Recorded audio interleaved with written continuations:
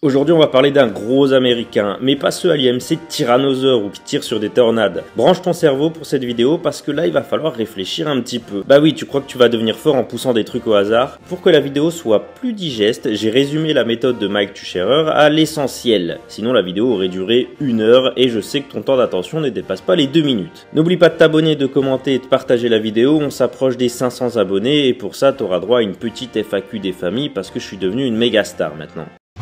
Beaucoup ne savent pas de quoi je vais parler, et c'est très bien, regardez la vidéo. D'autres savent de quoi je parle, mais n'ont jamais vraiment approfondi le sujet. Regardez cette vidéo aussi. Emerging Strategy. C'est un système de programmation mis en place pour répondre à la problématique bien complexe de faire un programme efficace. Là où dans d'autres modèles, on va essayer de se concentrer sur la période de compétition, la date exacte de la compétition, et de cette date va en découler une programmation, avoir un maximum de contrôle sur la fatigue. Emerging Strategy se base sur quelque chose de beaucoup plus simple, l'observation. Au niveau du fonctionnement de base, on va avoir un microcycle unique qu'on va répéter jusqu'à atteindre un pic de performance. Et cette période, jusqu'au pic de performance, constitue un bloc d'entraînement. On essaye d'avoir une progression naturelle qui se base sur la réaction directe à un microcycle, à un stimulus. On observe ensuite les résultats de ce bloc, on fait potentiellement des ajustements,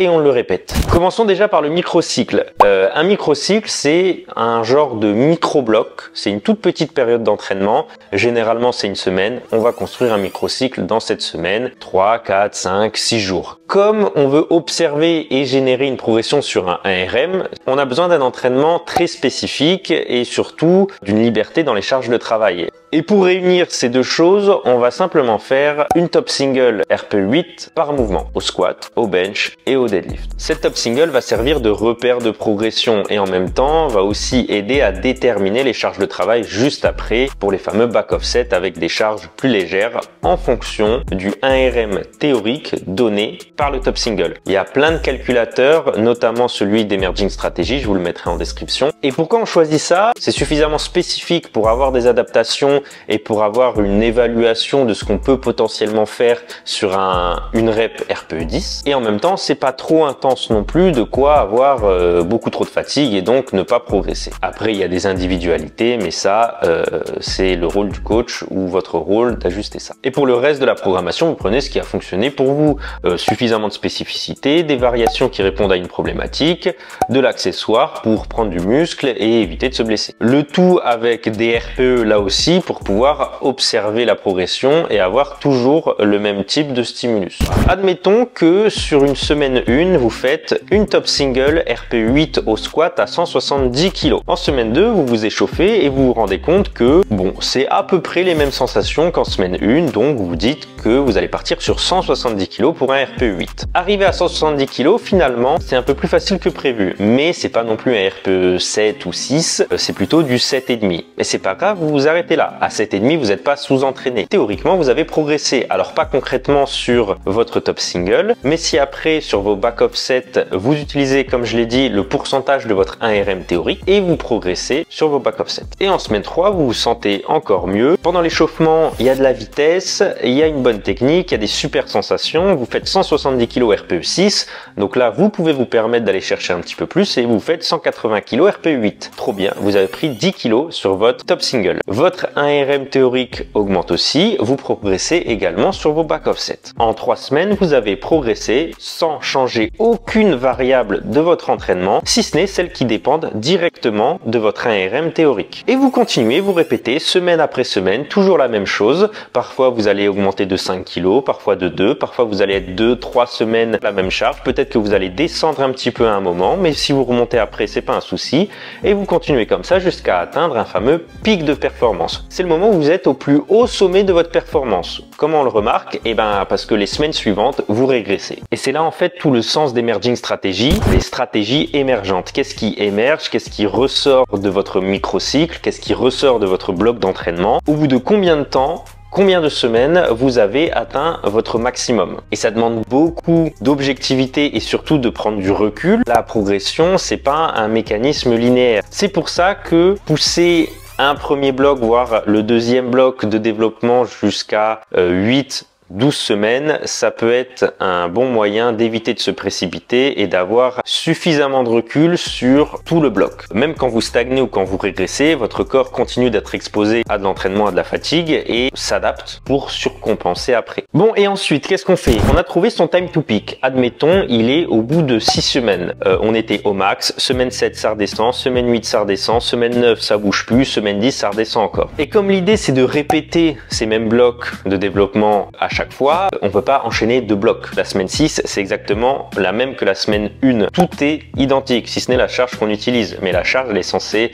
être venue naturellement. Donc va s'en suivre un bloc pivot. C'est un peu comme un deload qui va nous aider à nous reconstruire, à récupérer, à baisser la fatigue, à revenir à un niveau de forme où on peut de nouveau s'exposer et réagir à notre entraînement. Ça peut être aussi l'occasion de développer d'autres capacités. Mike Tucherer recommande d'avoir un tiers du temps du bloc de développement en bloc pivot. Avec un bloc de développement de 6 semaines, on va faire un pivot de 2 semaines. Et à l'issue de ce bloc pivot, on refait un bloc de développement, etc., etc. Et une fois que vous avez la durée d'un bloc de développement, vous pouvez observer le calendrier des compétitions et déterminer comme ça à quelle compétition on va participer, si vous avez la possibilité de choisir. Si c'est des échéances nationales, vous pouvez pas vous permettre de choisir et vous faites en fonction. Et là aussi, c'est un gros point de divergence par rapport aux autres programmations classiques où on va prendre les dates des compétitions et on va construire des durées de blocs en fonction de ça. J'ai 8 semaines avant la prochaine compétition, je vais faire 2 blocs de 4 semaines. Le modèle Emerging Strategy prend le problème à l'inverse. Quelle est la durée optimale de mon bloc? Et en fonction de ça, je vais faire des choix pour que mon pic de performance arrive le jour de la compétition. Prenons un exemple. Admettons qu'on est le 1er janvier et j'ai une compétition le 31 mars. Ça me laisse 8 semaines de préparation. On a toujours notre bloc de développement qui dure 6 semaines et du coup un bloc pivot de 2 semaines qui nous fait 8 semaines pour un cycle complet. Sauf que vous conviendrez, arriver à une compétition après un bloc pivot, c'est pas la meilleure des choses à faire puisqu'on n'est pas au top de notre forme. Soit vous maintenez votre pic en modulant quelques variables du bloc comme le volume, les accessoires ou l'intensité en faisant en sorte d'avoir 1 voire 2 jours de repos avant la compétition. Soit vous pouvez aussi raccourcir le time to peak. Ça demande peut-être un peu de réflexion et surtout d'expérience là-dessus. Si votre microcycle fait 4 jours sur une semaine d'entraînement, vous pouvez faire en sorte sur une semaine d'entraînement avoir 2 microcycles. Vous réduisez vos microcycles pour 2 jours et vous faites 2 fois 2 jours. Vous allez avoir du coup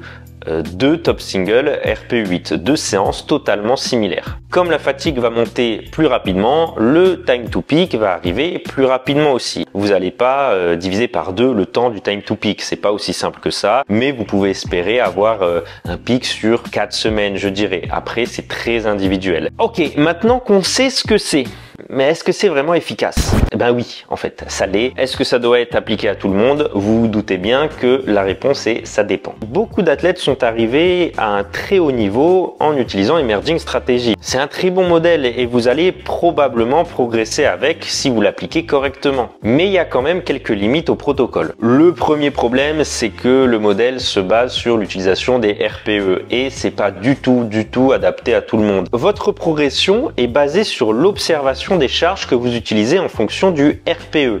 Si vous ne savez pas utiliser les RPE, ça va fausser tout votre entraînement. Donc ça demande de l'objectivité et pas mal d'expérience. Certaines personnes vont avoir tendance à se surestimer ou au contraire se sous-estimer. Deuxième problème, et c'est à mon sens le problème le plus important, c'est que c'est compliqué en réalité de prévoir à chaque fois le time to peak. Pour la simple et bonne raison que le quotidien avec le stress, le travail, la famille, les amis, le sommeil, l'alimentation, tout ça sont tant de choses qui vont venir influencer directement vos performances. Donc à moins de vivre dans une bulle où vous pouvez ajuster avec un curseur vos relations sociales, vos relations professionnelles, votre sommeil, votre bouffe, votre humeur, c'est compliqué d'être vraiment précis à chaque fois et de laisser naturellement sa progression faire. C'est bien pour ça qu'il existe des modèles de programmation où on va ajuster la charge progressivement pour pouvoir pallier un petit peu la fatigue causée par les variables externes à l'entraînement. L'idée initiale est très bonne et c'est quelque chose que je recommande et que j'applique moi-même avec mes athlètes. Prendre le temps d'observer ce qui se passe et éviter de se précipiter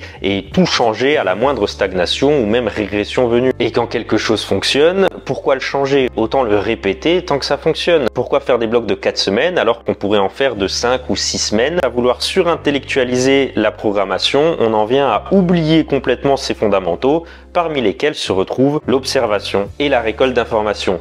Le taf de votre coach, c'est pas taper toute la journée sur un clavier, c'est déjà de vous parler et d'avoir votre ressenti après une séance ou pendant une séance ou après une semaine ou après un bloc, et c'est surtout de se poser devant son écran, de se poser devant les messages et les vidéos que vous lui envoyez et d'observer. Et il essaye d'en tirer les conclusions les plus précises et les plus efficaces possibles. Et à l'inverse, c'est pas non plus bon de s'enfermer dans un modèle, tout simplement parce que on risque de passer à côté de quelque chose qui aurait mieux fonctionné pour nous. Ça revient à limiter complètement son arsenal de méthodes pour progresser et c'est bien dommage, surtout quand on est coach.